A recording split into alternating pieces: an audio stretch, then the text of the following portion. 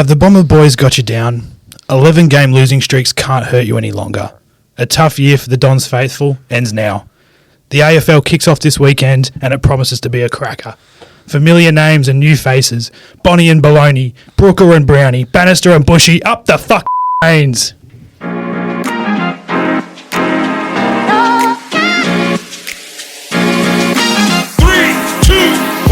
yeah! We live stream from Whitten. Can you make that happen? All right, see you next week. Adelaide, North Korea. Yeah, well, you know. Just send some shit over, shall we?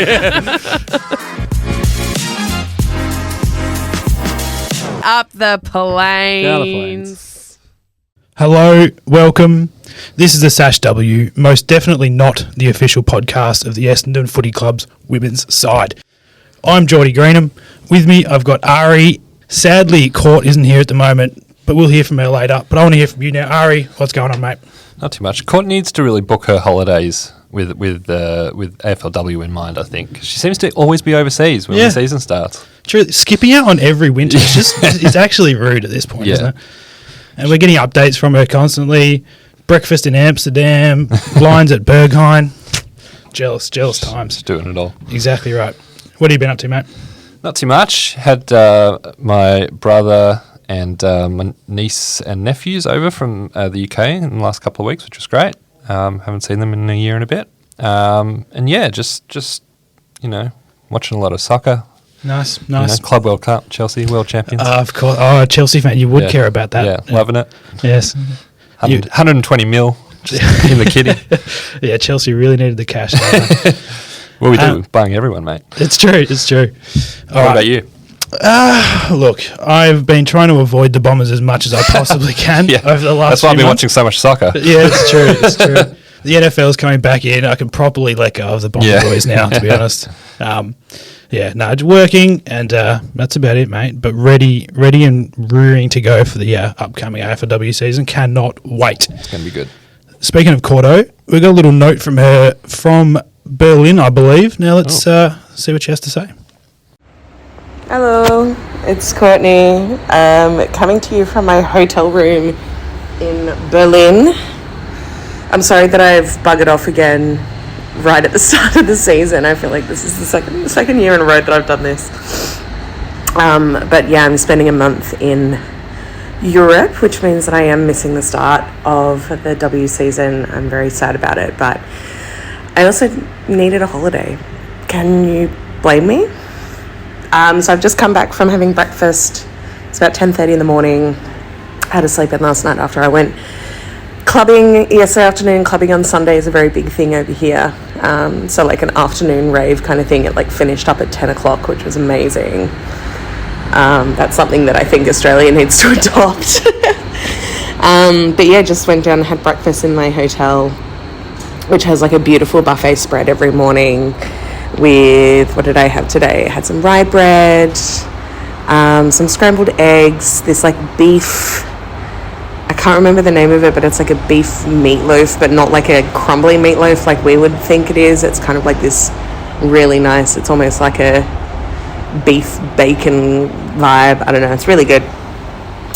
And they have these tomatoes here because obviously it's summer, so it's like peak tomato season. They have these tomatoes in like this really nice like oil with shallot and garlic, and it's just like so yummy. I've had it like every morning for breakfast. And a coconut water because the hotel that I'm staying at is called Michelberger. It's down near the East Side Gallery, so like the big stretch of the Berlin Wall. And they have their own coconut water called Fountain of Youth, which I've seen in Australia. So this is not, paid endorsement. It's just a very delicious coconut water. Thanks, Cordo. That sounds all right, doesn't it? 10 o'clock. I'm only 28, but I don't think I could last at 10 o'clock. Anyway. It's funny she was mentioning afternoon clubbing, which I remember back in the day, there used to be a thing they did in summer on Sunday at Black Rock where people would bring massive speakers down, like proper like festival speakers down to the beach, and some DJ would show up and just random party at Black Rock Beach. Huge. So, we do that kind of thing here. Very nice. Well, should we do a little Sash W rave down on Brighton Beach or something in the upcoming weeks? Yeah. All right. That's enough for that. Let's get into the meat and bones of what we're here for, the Bombers. Plenty has happened since we've last chatted to you all. Lots of changes. Lots and lots and lots of changes. Let's start with the outs. And there are some big names, some really big names, some names that I would have picked to have been players for a decade for us. Yeah. Out the door, though, firstly, Amber Clark to St Kilda for pick 8. What are your thoughts on that? Yeah, the mail, I think we even spoke about it towards the end of last season on the pod, that there was mail that St Kilda was sniffing around for her. I mean, the sad thing is that this is most of our first draft class that's gone out the door, her being our top pick that year. Pick 2 or 3, I think, from memory. Yeah, I think 4 maybe, 4, because I think we okay. were the last pick of the new the sub- teams. yeah, Okay. But yeah, I think pick 8 was a good trade. There was some weird stuff going on because it was a bit wrapped up in the Paige Scott stuff. So that was going to be a 3-way trade for a while, and then it wasn't. And with about 20 minutes to go, I think, like the deadline was upcoming and pins were pulled. Yeah, and so then we just did the deal straight with St Kilda for pick 8, which it actually would have been worse had would have been a lower pick or a lesser pick. Yeah, I think it was low teens that were going to come back to us. Yeah, because I think Richmond would have got 8. Yeah. Had it. So it actually worked out well in terms of purely the Amber Clark thing. But yeah, sad to see her go. She didn't lose her place towards the end of the year, but I think that she was tried around in a couple of positions. She was playing one out from the square for a little while there, obviously played on the wing for a moment. So maybe Woodsy wasn't too sad to see the back, given that she hadn't really locked down her role. I think that we'll get onto it a bit later with the list management stuff. It was difficult for her, I think, just because we probably would have thought that by now she would have been a starting mid, and she hadn't made that happen yet. She was playing as forward and doing it well most of the time. But yeah, I think I'm not unhappy with that deal in isolation. Yeah, and we'll get on to who we picked with pick 8 sure. later on. But looking at it now, you think that we may have come out of it looking pretty good. Next player to go, Ash Van Loon. Now this is an interesting one because, like some of the other names coming up, I thought she had a place here for a decade. Yeah, but in a position where an intercepting lockdown key defender, hard to find. So I was pretty sad to see the back of Van Loon, and particularly given that we only got we gave up pick 47 and got 35 back. So is that a third round pick swap? Yeah. And Van Loon out the door. So this trade feels to me like we didn't quite get the value that we would have hoped. Yeah, a hard one, I guess, because it feels like she wanted to go, attracted by whatever Sydney were offering her. But and I think one thing for sort of more AFLM fans to understand is that contracts are shorter in AFLW, and there is a significant gap in what you can earn depending on sort of what. It's not called grades, but like the list is split tiers in tiers, the salary tiers or something. Yeah, and so her being a sort of a draftee, not a recruit from another club, she would have been on one of the lower tiers. If Sydney offers her to push her up a tier or two, it could be a doubling of her salary. Yeah. So I doubt it was for playing time. She was playing with us every week.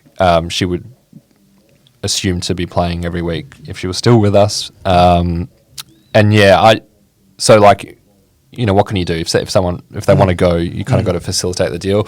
I don't like what the deal was in the end. Yeah. I don't think we essentially pushed up 12 places in the draft for her. Yeah. I would have been thinking a pick high 20s by itself with nothing given back. You'd hope so. Yeah.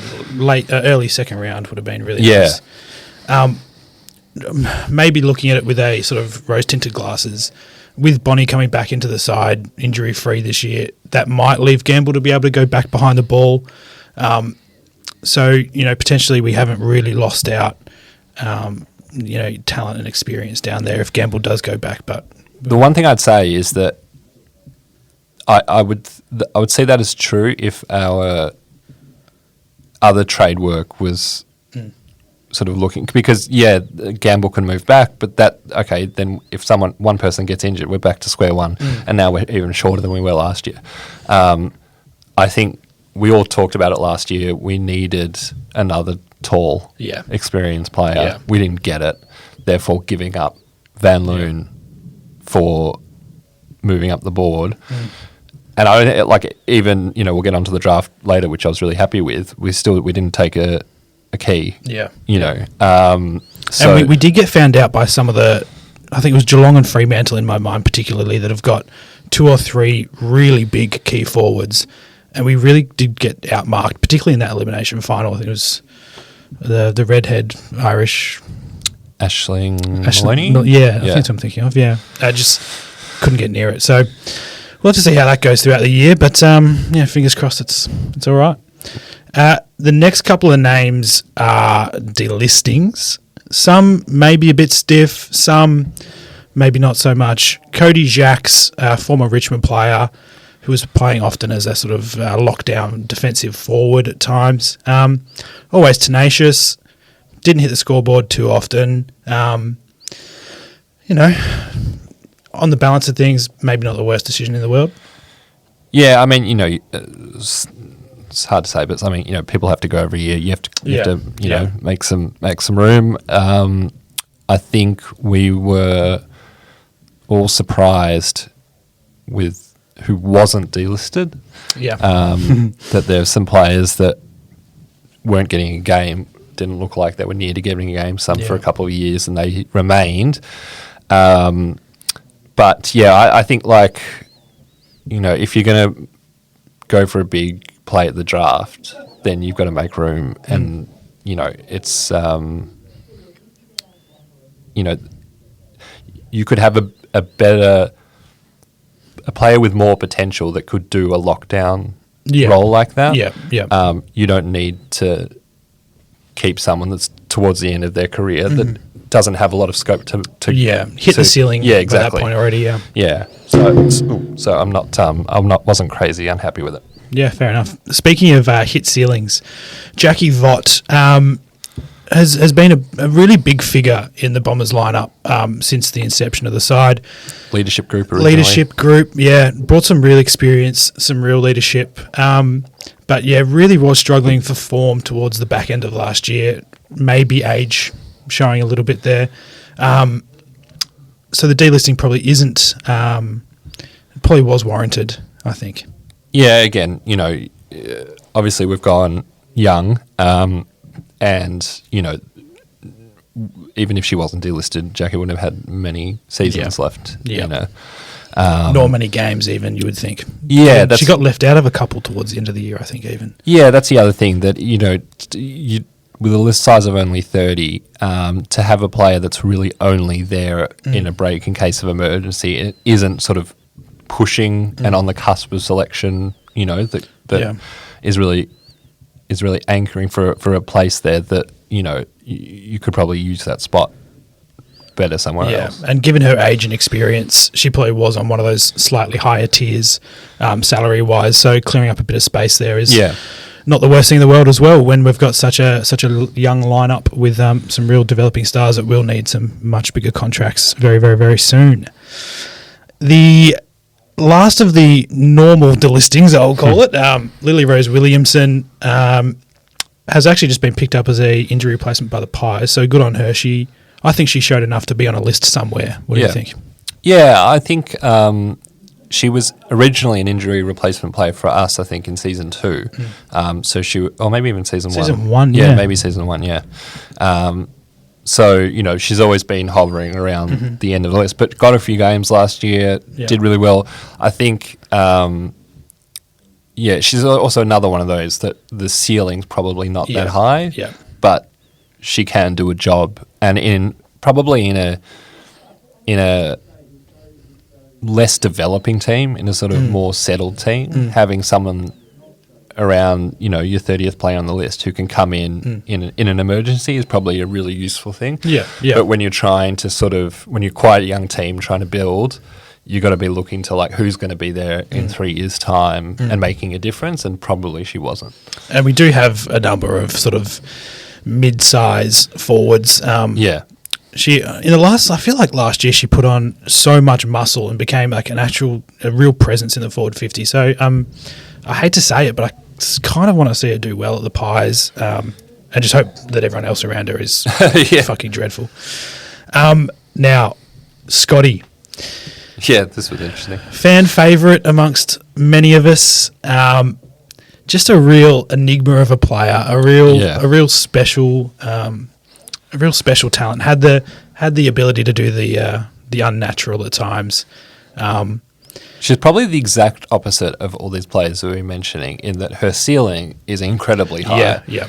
But her ability to come in and do a job was lacking a lot of the time. Yeah. Got dropped a number of times in the back end of last year. Just not doing the team thing, Yeah. not doing sort of the basics well enough that, you could trust a Lily Rose to come in and be a presence. Play the role. Lead up, tackle hard, Yeah.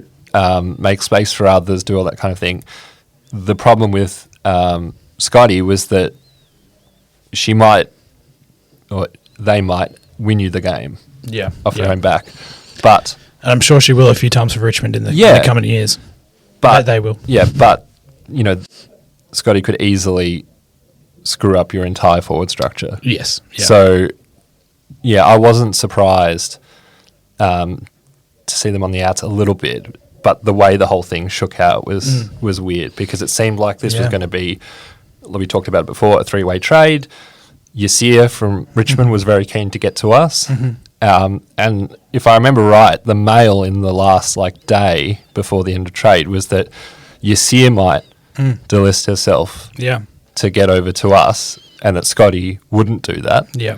And then the complete opposite happened, and Scotty delisted. Yeah, and that's the real dagger for me, is losing Scotty is a real shame because of their talents and what they can be. But the self-delisting, getting picked up by Richmond at pick 30-something, it hurts. Just not getting anything back for that. Yeah. And if you see it did delist and come across to us, then all fair's in love and war. That's almost like for like, not player-wise, but positional-wise and maybe even talent level, which that's a bit of a shame. But good luck to you, Scotty. We'll see you in Darwin. Hope you get smashed. All right. That's enough of the outs. Now, the fun stuff, the ins. Only the one trade, I believe. Yeah, only one trade, yeah.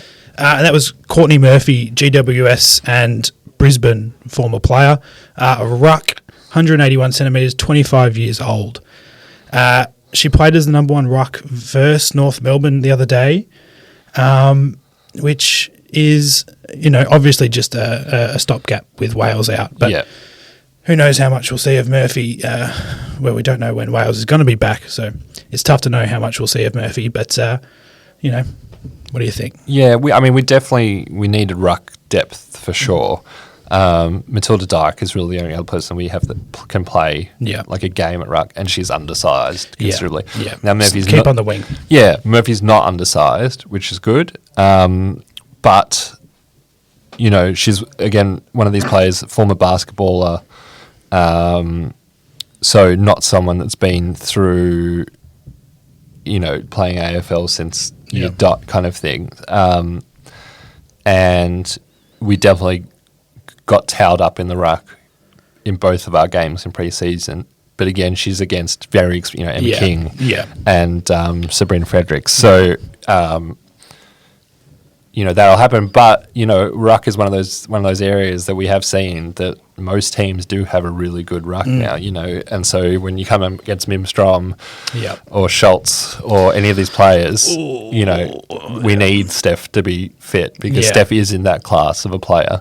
And now, Steph's been on the list for since our first season as a draftee. So, she's getting to an age now where physically she'll be competing against all those players now. But who knows when she's fit again? Yeah, well, the club won't tell us, so Yeah. I guess we'll find out one day. When I was doing a bit of research on Courtney Murphy today, I saw on her GWS profile page, it didn't say much about her footy career, but it said that she has an elite 3-point shot, which is super helpful. Yeah, very useful. Yeah. All right, this is the big one, though. Grace, not Belloni, sadly, Belloni. Belloni, like Melanie. We had pick 8 in the draft that eventually fell to pick 9 with the Gold Coast picking up an academy talent of theirs. Surprise, surprise, who would have thought? Fuck off. Really, really, really good pickup here, I think. Toughy contest, great clearance work. It's got some really some height, great contested mark. And as we were saying this last year so often, that as good as Press Parkers and Nanscorn and Kane to a point are, they're all quite small. Yeah. We need a big body in there. We got shown up when we were playing against the likes of Marinoff and Garner, just, big units having their way. So picking up a nice big inside mid with some really nice clean skills is exactly what we needed. What do you think? Yeah, and she's really versatile, can play forward as well. She's almost like too good size. Yeah. And remember, this is an 18-year-old, and she's built like an absolute brick shit house. Yeah. She reminds me body shape a little bit. Her name escapes me out. Gold Coast, former number 1 pick. Rowbottom. Yeah. Yeah. And even I remember when Rowbottom got drafted, like she's put on a lot of size since she's been at the level. But Belloni's almost that size off the bat. And yeah, skills, fantastic. She's had a good pre-season. She's going to play every game, assuming she's fit. Yeah. She started on the ground in both of those practice games. Yeah, and I think she'll make a big difference wherever she plays. If she plays up forward, that really gives too good a chop out, like a proper second target who's going to draw a really good defender, and a lot of attention away from too good. I think we saw that in pre-season as well. That flow-on effect's going to help a lot of players. Bannister's going to get a much smaller defender. Yeah. It's really going to make a big difference to the forward line. Yeah, and I think she will spend quite a bit of time up forward, but she will play a lot of midfield minutes as well, I think. Obviously, we can't expect her to have the tank quite yet, but yeah, I'm really, really excited by it. I think generally I was really underwhelmed by our trade period and really happy with our draft. Yeah, this one will be great. And against North, Nanscorn floated forwards at times. Was sitting in a forward pocket, half forward flank at moments. So I think it'll be really fun to see Nanscorn and Belloni potentially sort of rotate through, especially with Belloni's. As you said, she won't quite have the tank to play full minutes in the midfield. So I think it'll be really fun to see our structure change with her floating in and out of that midfield rotation. Obviously, we've got quite a few new players this year. I'm quite excited to watch our new midfielder, Grace Belloni. As soon as we picked her up, I was like, this is a chick that could run through a brick wall. She's just got that look in her eye. She's got that dog in her, I think, and I'm very excited to watch her play.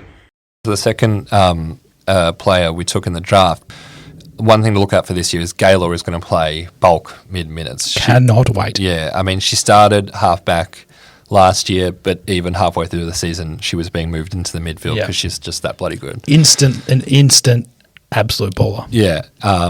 Knows how to win the pill, fantastic by foot.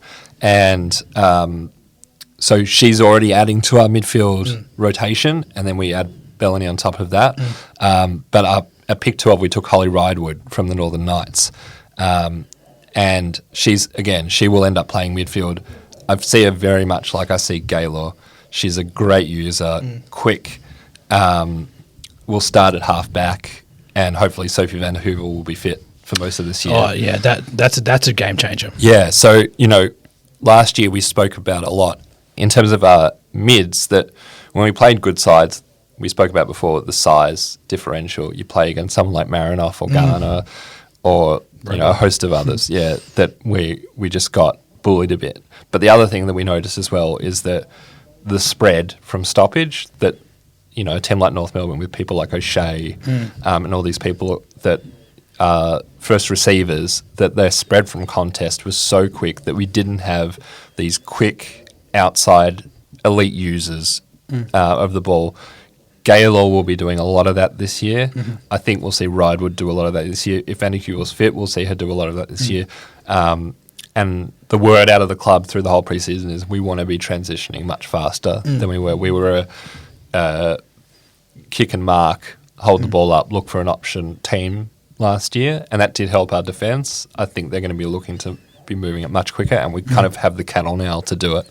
As hard as it was to watch the North Melbourne game, it was so clear that Woodsy had told, look through the middle, go through the corridor, move it fast, which is like you said, big change from last year, where we were racking up, sometimes double uncontested marks of other sides. So yeah, I think it's always like a reaction to the season before, because if we remember 2 years ago, our defence just got exposed constantly, and this was pre-Matty Gay, obviously, who's made a big difference just by herself last year. But whenever we'd get caught turning the ball over in a bad position, we would get scored on every time. Yeah. Whereas last year we moved the ball much slower, therefore we didn't turn the ball over in bad positions as much. And with Matty Gay helping as well, we were much less defensively frail. I think now she's looked at last year and thought that's great, but we need to increase our scoring potential, and moving them faster will help that. And with two good back into the side, hopefully can get a full season in. Yeah. With the ball flying into forward 50, that is only going to make it so much better for her. Yeah, and with we've always spoke about last year, Prasparkas is a great kick, Kane's a great kick, and now hopefully Ridewood, Belloni, and Gaylor. Yeah. Using the ball through the midfield, kicking it into the forward line. Yeah, Bonnie, if she stays fit, she could have a really big year. Ridewood also another player of 174 centimetres, which, another tall body. Good size, Yeah, fantastic. That takes us to our third selection, pick 30, Taya Chambers. Again, 174 centimetres from East Fremantle. Intercepting defender, may or may not get a good amount of game time with Van Loon leaving. It'd be interesting to see that one. Yeah, I think it'll depend a little bit on Brooke Brown's fitness, who I think has been injured, but not like a serious one. Again, who knows? Who the fuck knows with our injuries, because the club doesn't release it. It's so weird. Through the men's season, the injury list and the injury report has been like a meme in Essendon world, and it's like the complete opposite with the women. We just never hear anything, and no one knows what the fuck's going on, and who's injured and who's fit, and when they're going to be fit again. I think with Chambers, it'll kind of depend, and it depends on Matty Gay as well. We'll speak about her. But like Georgia Clark, I think she's very much a Georgia Clark type of player. Nice.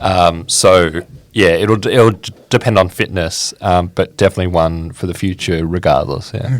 Fantastic. Love to hear that. Our last draft pick is Sophie Strong. Great name for a footy player, I reckon. Yeah. Maybe one of the better ones. Obviously, no too good, but... Yeah, too good. Yeah. Pick 35, 166 centimetre, Tassie girl, can play all over the ground, and it was noted in many reports I saw of just being an absolute speed demon. Yeah, great speed, knows where the goals are, played a lot of forward for Tassie Devils under Jess Wushner, who's the coach of the Tassie Devils. And I think Sophie I'm pretty sure she was the only draftee from Tasmania last year. It may have been one other taken as a replacement later on, but I'm pretty sure during the draft she was the only one. And there was some great social media content of Jess Wushner heading over to her house with an Essendon jumper. Oh, fantastic. Wushner was stoked, obviously, to have one of her players go to the Bombrays. And also, Jess was at training a couple of weeks ago at Windy Hill. Nice. Well, she's always got a place in the Bomber family, I think. Yeah, definitely. Absolute jet. One of my favourites, that's for sure. Yeah, I think Sophie will play quite a bit this year up forward. I think we'll see her in the forward pocket. waxing with Daria, probably taking a lot of Scotty minutes or Amber Clark's minutes, that kind of quick out the back forward. But she does have kind of Woosha level skills and eye for goal. Okay. So yeah, quite excited for her as well. Fantastic. Now, this is the one I'm most excited for. Rookie draftee Grace Brooker from NZ, 26 years old, 173 centimetres. As you can imagine, being a Kiwi girl, she has a rugby background, played a couple of games for the Black Ferns, and she is fucking huge. She's a big unit. She only moved to Australia at the start of the year, so whether or not, she's had a pill in the hands and, can compete on that level, and we'll see. But I wouldn't mind seeing her come into the side and just, some palms to the chest, some absolute some big donagas. Diving tackles. Yeah, that's what I want to see. Yeah. Her attack on the footy is going to be something. Oh, yeah. I've got absolutely no clue where she's going to play and what the plan is for her in terms of game time, where she's going to play. It's such a who knows situation. But I've seen this a lot of times, though. There's across the league, players have joined up from all corners of the world, playing all different sports. Yeah. Nan Scorn was a hockey player. Exactly right. So these things are absolutely worth having a punt at, especially as a rookie draftee. Like Brooke Walker was also a rugby player, I'm pretty sure. Yeah. Interesting. It happened a lot more in the early days of AFLW because obviously there wasn't this sort of junior footy factory of a NAB program where kids were coming through. So, if you didn't want to have a league of 18-year-olds, you had to pull them from other sports. And, all the stars were playing, Aaron Phillips playing basketball, all that kind of thing. It's not a weird one in AFLW. But yeah, interested to see what she's about, and also that she's come from an elite sporting environment. Yeah, that's it. She has experience, maybe not in the footy world, but she's played for the fucking Black Ferns. That's as high as you can get in that field. Pro rugby, she'll fitness wise, she'll have the professionalism. All that kind of stuff will be at the mark day one. It's just how quickly can they get her foot skills and all that kind of stuff happening. Yeah, it's one to watch. Again, we have a couple of replacement players with some of our main listed players going down with some ACLs of varying and a pregnancy. Yes, that's right. Yeah, a couple of ACLs of pregnancy. I know which one I would prefer. I prefer the ACL, really. Don't have to be there 9 months at the pregnancy. That's true.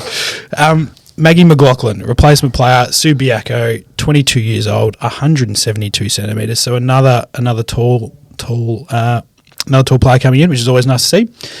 Listed in her profile as having really, really, really good footy smarts and IQ. She's been around, played a couple of games for Freo, was drafted there, and then shifted to Port, was one of their initial players in their first season.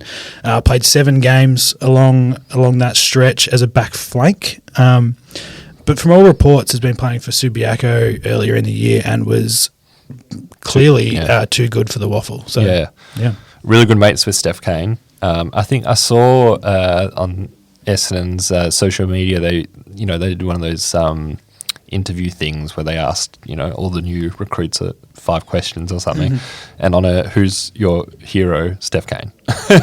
So I think they've actually known each other since they were kids. But yeah, she's obviously just too good for waffle VFL level. Has experience, been in the environment before, seems to be playing a lot of minutes through pre-season.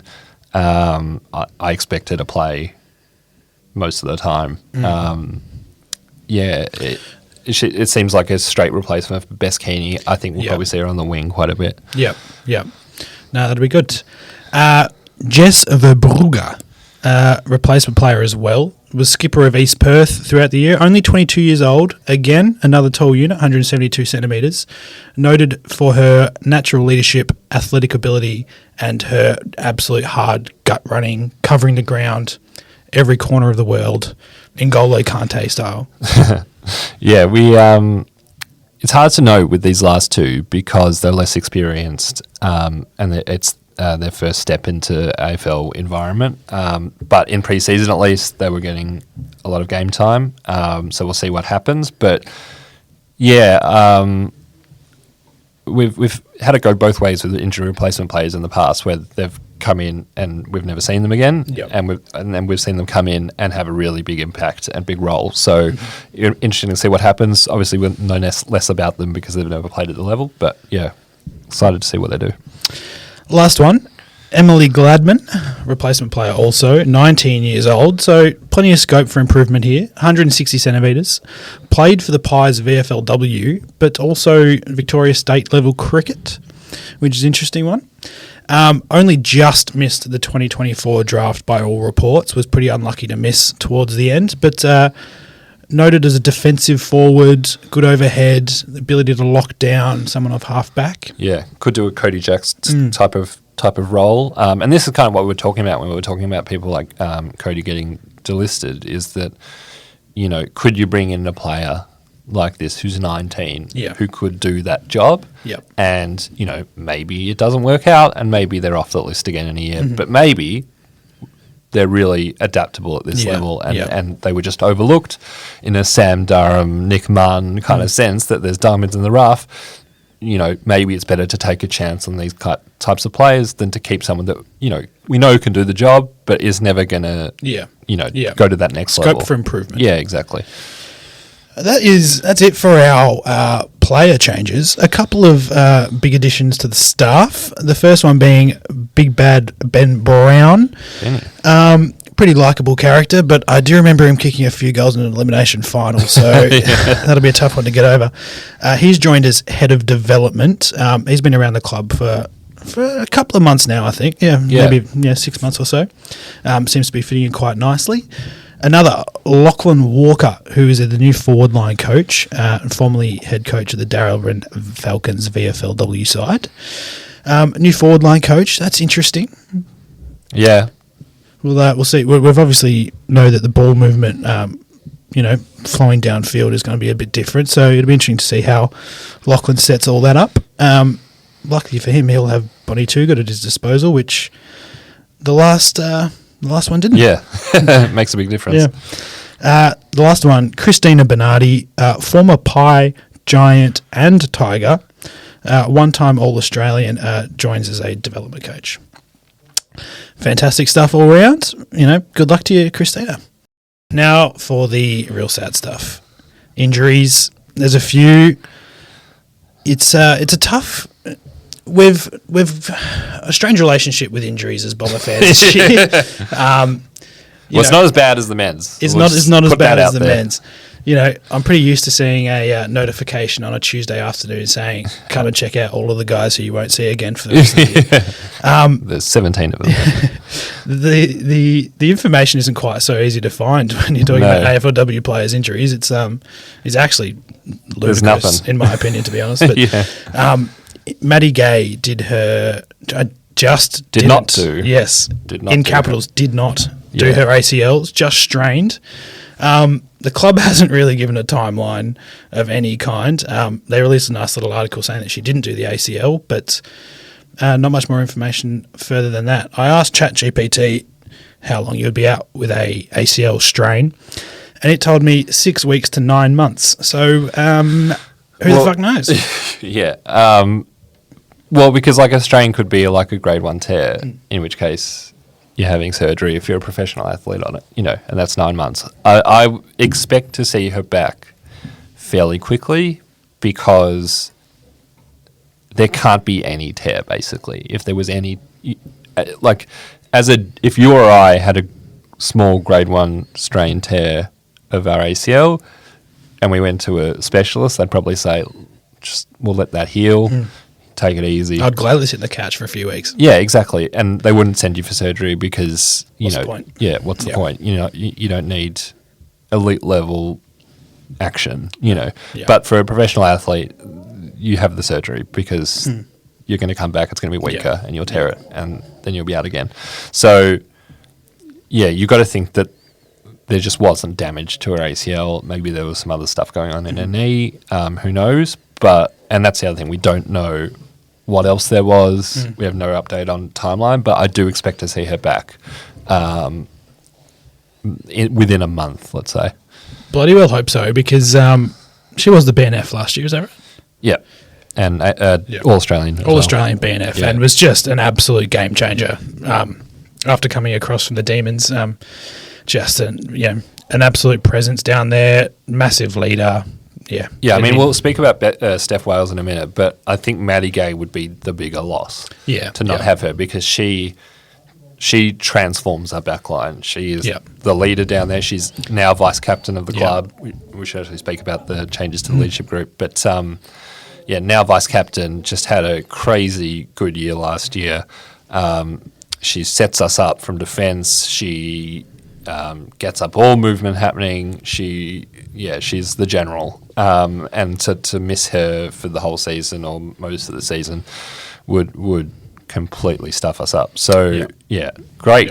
It wasn't the worst news, but we hope we see her soon. Yes. To some worse ACL drama. Amelia Radford, really sad to see her do her ACL. I thought that she was... At no point did I think she was one of our top 10 players, but back end of last year, I thought that she absolutely just couldn't have done anything more to make her spot her own. Played the role to a T, did everything you could possibly ask from her. So that's a really sad one. Yeah. And I mean, if there was ever the coach just loves you kind of player. Yeah. I mean, Radford was in our VFL premiership side before our first season, was one of those called up to recruited out of the VFL side. She'd only been playing VFL level for like a year and a half or something, was playing local footy before that. So really it came out of nowhere, didn't have NAB football behind her or any of that, didn't play elite sport somewhere else. And she just plays every game and just contributes and rarely puts in a bad performance. She's just someone you can rely on to do the business. And she wasn't even just locking down one role. Week to week, her roles changed. I'm sure of it. Locked down half forward. She'd be kicking goals. Yeah, it was just it was crazy to see her rock up every week, and she'd be doing something completely different, but to a really high level. So that's a shame. We sadly won't see Radford for the rest of the year. Along with Radford, Emily Goff, who was our first draft pick of the previous year. Key forward. Haven't seen much of Goffy. She got injured last year as well. Yeah. Which is a real sad one. I think she showed a fair bit of promise in the 1 or 2 games I feel like I've maybe seen her in. Yeah, she only played max 3 games, I think. But she's definitely one, though, that was always going to be, regardless of injuries, which is obviously a setback, she was going to be a slow burn and was definitely a long-term play. So it wasn't like our forward line was going to, hinge on her availability this year. But it sucks just for her development that she's going to miss another season. Yeah. It was. I found it tough last year with Bonnie going down. It would have really presented a massive opportunity for Goffy, and sadly that didn't work out. So we've just got to really fucking hope that Bonnie can stay fit. So that's the other thing. Sure. Another ACL that we don't know much about. Steph Wales, killer as they call her. She will play during the year at some point. We haven't been given a timeline again by the club. Please sort that out. We did see a video of her the other day on socials. She's been running around. She's in the training kit. She said herself we'll see her at some point during the year. She didn't set any expectations on when that would be.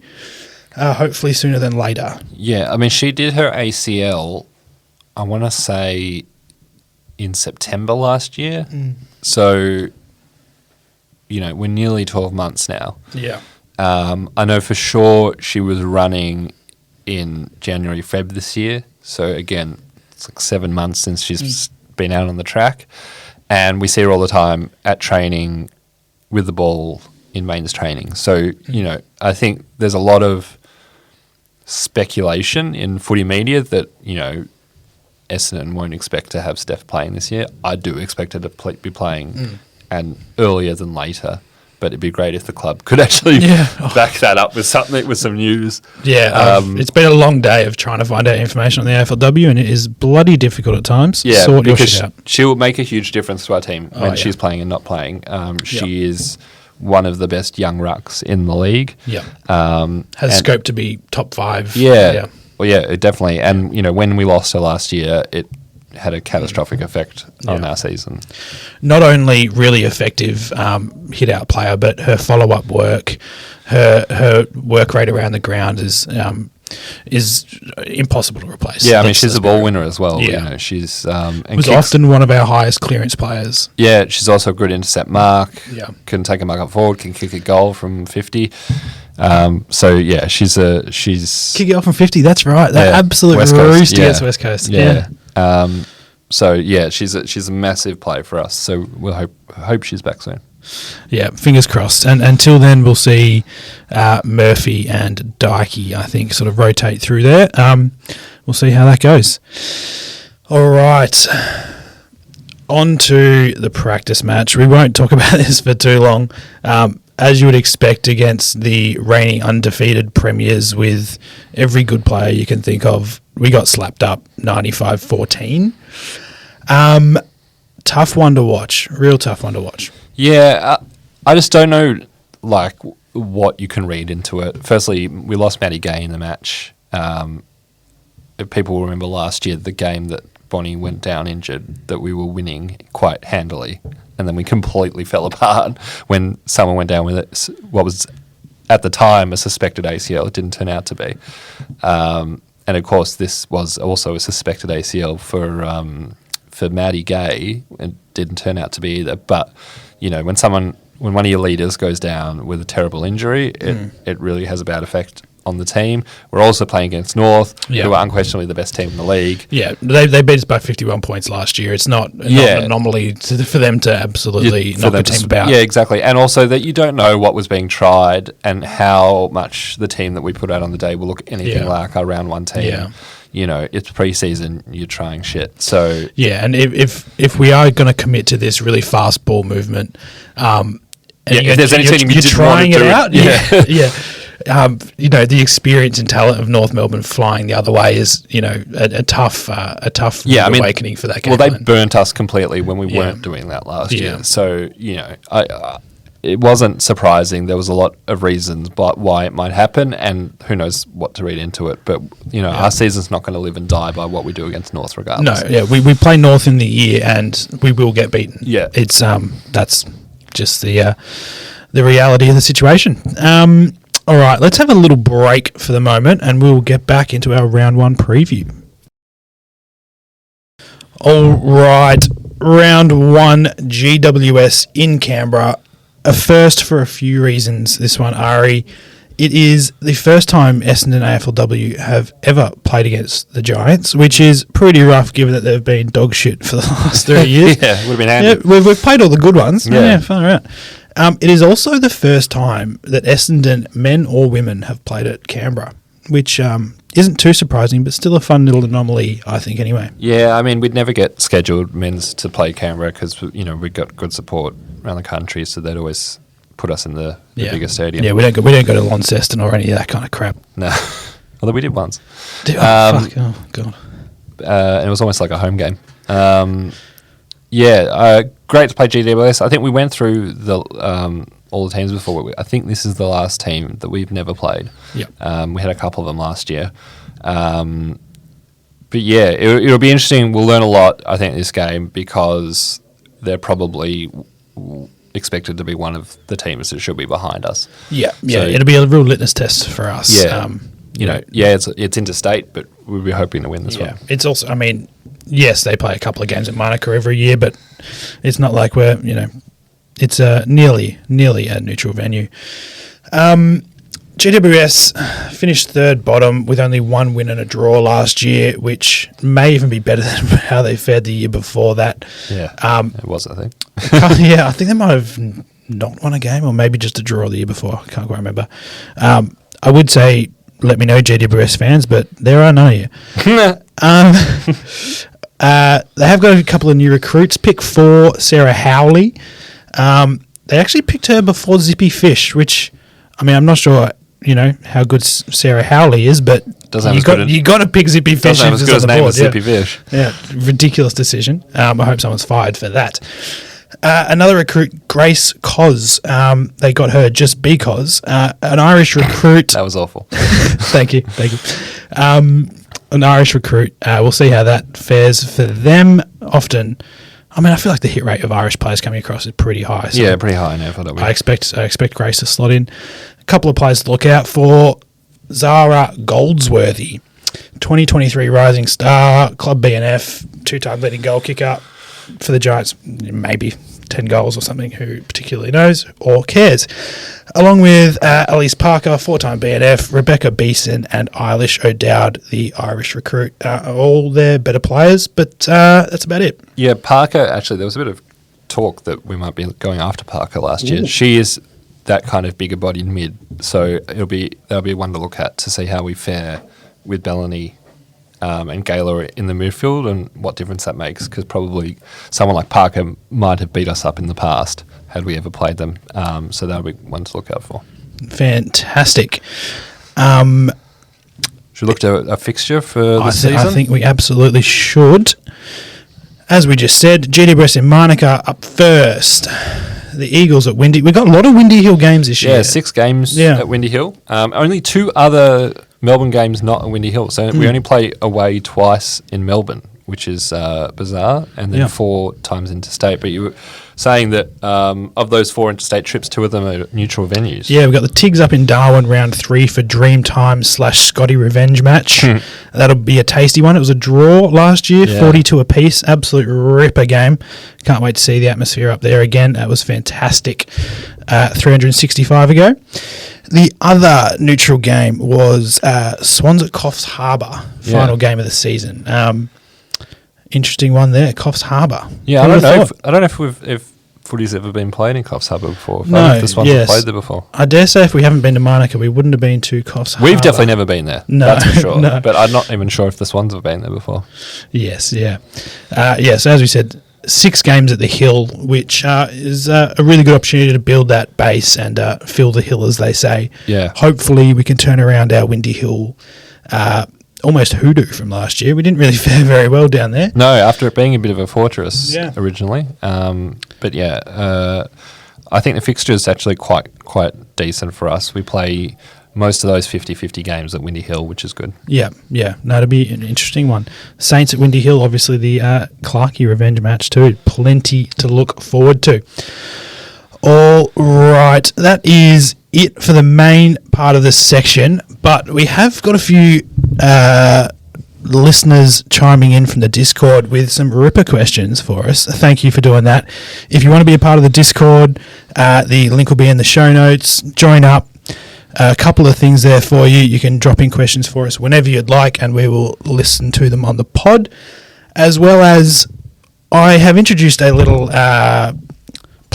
People's Champion this year. So after every Essendon game, I'll be chucking up a poll into the Discord, and I'd love to see some engagement there. And at the end of the year, we'll have not just a BNF, but a Sash W People's Champion. Sash Champion.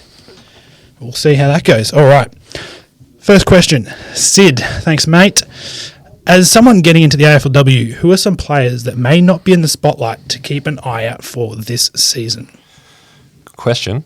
Out of the spotlight, Georgia Clark, definitely. Intercepting defender. Had a real breakout year last year. But, inside the club is well known about what she did for us last year, but probably is not the biggest name in the league. Was delisted by Geelong, and we brought her over last year. Plenty of years left, 24 or something? Yeah, quite young. Nearly kicked goal of ever. Not even goal of the year, the goal of ever against Gold Coast. Around the whole... I remember, she took an intercept mark, Jordan Ridley style, took a couple of bounces, gave off a hand pass, got it back, took a couple of bounces, ran to the pocket, snapped it, missed by about half a metre. Yeah. Would have been goal of the century, sadly. I mean, all our draftees... Yeah. I mean, Belloni's got a bit of a profile because of being, a top 10 pick. But, even like I'm really excited for all of them. I think they'll all play. I think Sophie Strong will be fun. What about of the... I think a player that wouldn't have been under the radar had they not been injured last year, Sophie van der Heuvel, we spoke about her just before. Yeah. Just a really clean user of half-back, a really nice rebounder. He's quite tall, able to intercept as well on occasions. Really, really, really important for our game plan. Line breaker. She was a top pick in the same draft as Maddie Prespakis. So heading into her prime now. She's had quite a bit of injuries the last couple of years, but is looking fit this year, which is good. Yeah, I'd expect her to sort of finish top 10 in the BNF or something in that kind of area. She's really, really, really impressive. James B. Thank you, James. You get given an opportunity to clone a player on our list so you can have two of them. Who would you pick? He puts Bonnie Too Good forward. It's a pretty reasonable pick. I think if you have two Bonnie Too Goods, it becomes Bonnie 4 Good, I believe. I'm not too sure about that one, but yeah. What do you think? Bonnie Cubed. Yeah, it's such a hard one. I think probably Maddie Gay for me. Yeah, I was just thinking, with Steph Wells and Maddie Gay being both injured. Imagine having two of them. Yeah. Can we have two Steph Wales just so one of them's always ready to go? One of them's always fit, yeah. I think probably Maddie Gay, just because Maddie Gay is so useful as an offensive threat out of the back line that having another one of her that could just stick fat inside the defensive 50 would be incredibly helpful. And thinking about, Van Loon leaving all these people, another Maddie Gay would be great. I think we have more threats up forward than we have elite backs. Yeah. Bonnie, also a great shout. We saw her at times swing back to the back line and be pretty effective there when needed. So that'd be quite lovely. I think Bonnie in ruck, Bonnie in midfield, Bonnie on a wing. Let's have 8 Bonnie Too Goods. Yeah, one Bonnie in the forward line and another one just roaming. Yes. Yeah. Who else? Let's go with, I want 2 Gambles. Yeah. One at full forward, one at full back. There we go. Done. Yeah. Handy. All right, our second to last question from Will Carts. Will wants to know how our list compares to the rest of the comp in terms of age and experience. Again, it is very tough to find this kind of info on the AFLW. There's just not that much to be seen. However, I did crunch some numbers this afternoon and look through about 40 Wikipedia articles. The average age of an Essendon player is 22 years old, which is young, wild. Yeah, our men's team, I think, is considered pretty young, and I think they're at 24 and a half or something. There are other teams in the league who are obviously far more experienced than us. North Melbourne and Richmond, they're sitting at 26-ish. But even that, if we compare the top end, Collingwood, Geelong, Brisbane, their average age would be north of 28. Yeah, I think Geelong's and Collingwood's are nearer 30. Yep. So even elite AFLW teams, the average age is much younger. All AFLW lists are average much younger than AFL men's. And the reason is because the players who are around 30 didn't have NAB football. So players that are 25 and under have had elite development their entire lives, whereas the older players haven't. So lists are going younger all the time because they're coming in with better skills than the older players have. But we are still, compared to the comp, we are young and inexperienced. Yeah, and that inexperience really shows when you look at the game side of it. There are currently 30 players that have played 75-plus games in the league. Not one of them has played for Essendon or plays for Essendon. We've got a handful in the 60s. Obviously, those guys had played before Steph, when we came into it. Bonnie, Maddie. Bannister was up there. Probably both Maddies. Sparkus, Maddie Gay. Yeah. I think 65 was the top that I was scrolling through and saw today. The list averages 29 games played, which is the 12th highest. But the difference between the teams further up, North Melbourne, Crows and Brisbane, are all around 42. And Sydney is the lowest on 25. So we are definitely skewed towards the younger, more inexperienced side of the league. And I think we've been punching above our weight, really, to be honest. We've been finishing pretty solidly, sort of 10 to 8th the last couple of years. Yeah. Oh, it's been good to see. All right, last question. Billy05 wants to know which outgoing player will be missed most, and are there any VFLW players that impressed over the season that may be called up? Let's go with the first part of the question. Of the players going out, who are you sad to see?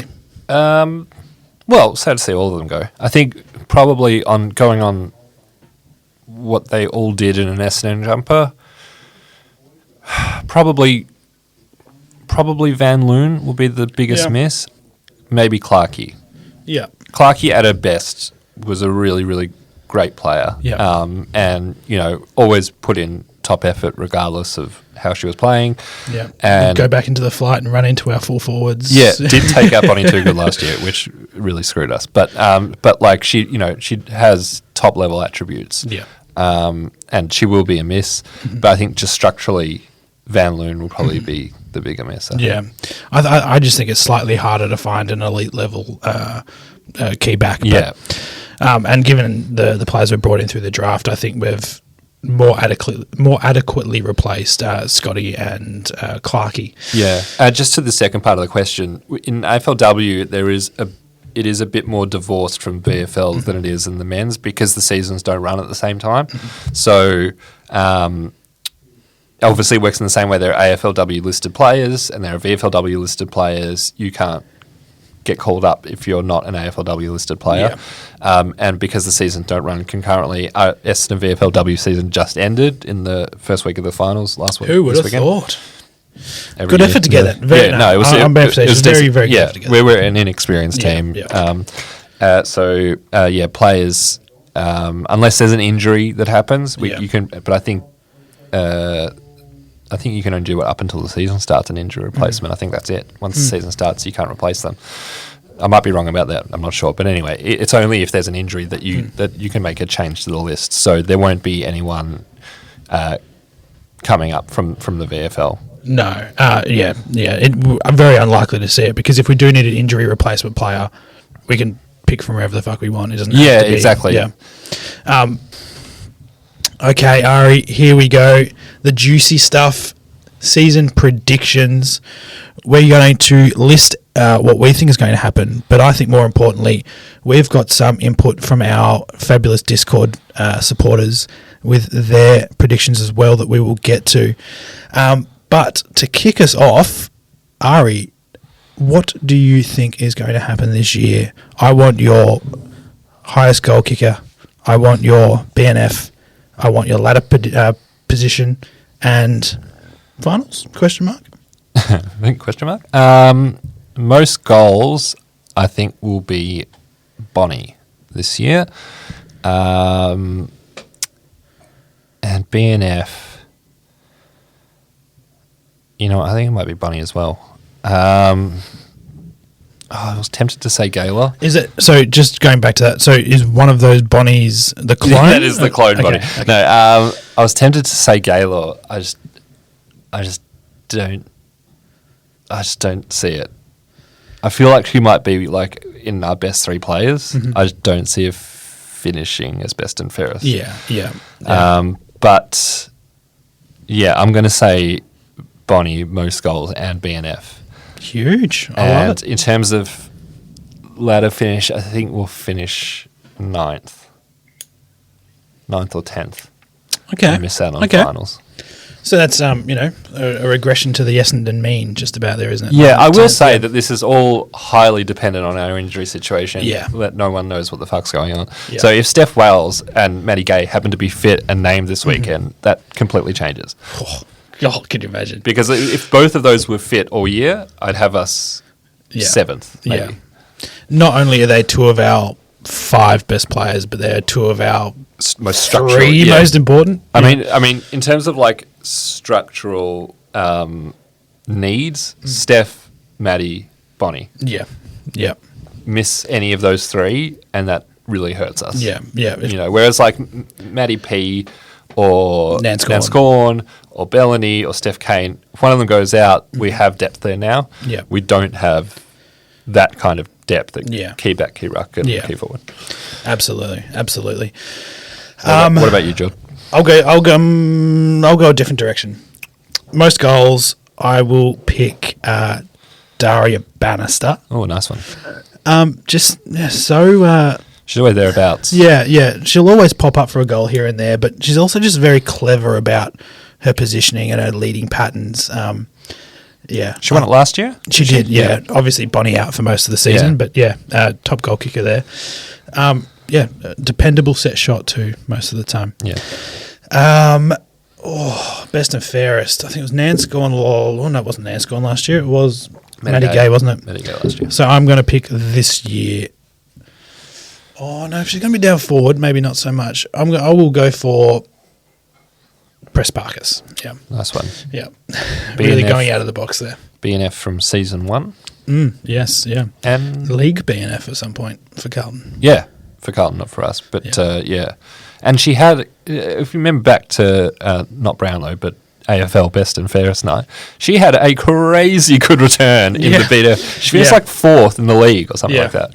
She's an eye-catching player for the umps, I'm sure, you know. Yeah, it's like the opposite Jazz Garner. Yeah. It's like Jazz Garner is fancied to win it every year and doesn't poll votes. Yeah. And Maddie Prasparkas was like, had a good year, but not like a crazy, didn't win our Best and Fairest. It wasn't that crazy year. And she was a few votes away from winning the whole thing, which would have been hilarious. I did read an article that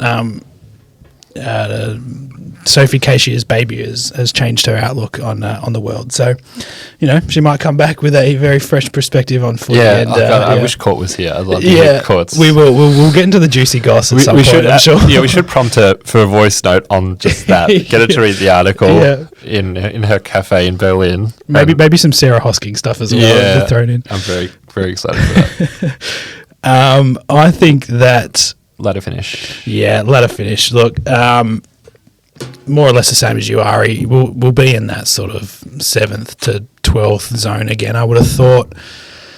I think there are some sides that will improve maybe slightly more than us, just because we're still developing. We've still brought in, you know, plenty of youth and whatnot. I think there's a couple of sides that might, you know, jump out of us. You know, your Geelongs, maybe St Kilda, a couple of those kind of teams. We'll see. Yeah, I sadly don't think that the finals hoodoo will be broken, but we can only cross fingers and toes, I guess. Yeah. What do the Discord think? Yeah, Discord. Well, they're pretty onto it. They have selected Bonnie Toogood with 67% of the way they think. Yep. You know, it's a pretty safe bet. Chucking in Toogood for a bag of goals. BNF, they've gone with Nan Scorn. Respect that. Absolute favourite of mine. An absolute bulldog in midfield. Love to watch her go about it. 55% is a massive vote for Nan Scorn. Yeah, and the other 45% was split across almost 15% Bonnie, Press Parkers. Well, that's what I mean. It's like, okay, Bonnie I can get at 67. There's only like 2, maybe 3 players that could be, but like it's too good a Bannister in that regard. Yeah, I mean, like maybe Alexander, maybe Belloni if you're thinking something wild, but like that's it. Whereas like legitimately BNF could be. I guess they're thinking Maddie Gay's not going to play. True. They're ruling her out. Yeah. You know, but still, that's a massive vote for Nanscon. Yeah, I love it. Seeing those long sleeves go about it is fantastic. All right, they've also picked similar to us, a 9th to 13th positional finish with 78% of the vote. I did see someone voted for us finishing top 4 and winning some finals, which that is keen. Fair play to you, mate. Get around it. Yeah. Love to see it. That is classic Essendon of old days blind optimism. We've lost it recently, and now it's just doom. Yeah. But we used to have blind optimism, and I miss those days. I did phrase the poll as, will the finals hoodoo be broken? Yes and no, we don't do that kind of thing here. Fair play to you, mate, for being so keen and confident. All right. And I think Court sent in her predictions as well. She did. Yeah, absolutely. And we'll get onto those now. I think I mean, if I'm looking at, I feel like Bonnie Too Good would be like the obvious choice for leading goal kicker, but I do think that Daria Bannister is going to have a ripper season. I love Duzzy, so I think that that she's my pick. She's my pick for this year. But yeah, I think we're going to see some really good work. It seems like the players are having a really fun time. Everything that I've seen from pre-season and all that kind of stuff, it looks like it's going to be good. So I'm really excited and I can't wait. I mean, like, I'm loving being on holidays, but I can't wait to come home and watch some good Essendon footy. Excited to see. I think I'm going to be, when the GWS game is on at Monica Oval in Canberra. Shout out Canberra. That is where I saw my very first AFL game when I was like 8. Great ground if you're in Canberra or near, can get there. Definitely go. Monica Oval rocks. Against GWS, which is great. We haven't come up against this team before, and I think we're going to be matched pretty well with them. I haven't looked too much into how their pre-season's been, but I'm excited to see how it goes. But yeah, so when that game's on, I think I'm going to be on a train from Brussels to Lyon. I know, awful, right? So I'm going to try and see if I can tune in somehow. I'm sure there's a way that I can figure this out. I don't know if I want to get like a Play AFL subscription or what. If someone can help me tune in, it's going to be about 9 a.m. my time, so I'll either be like getting to the station or on the train. So that's it's a pretty long train trip from Brussels to Lyon. So if anyone can help a gal out, I'd be very, very appreciative. I'll drop another voice note again in a week, I suppose, after our first game. And good luck with the pod. I miss you guys so much. And I'll see you really, really soon. Bye.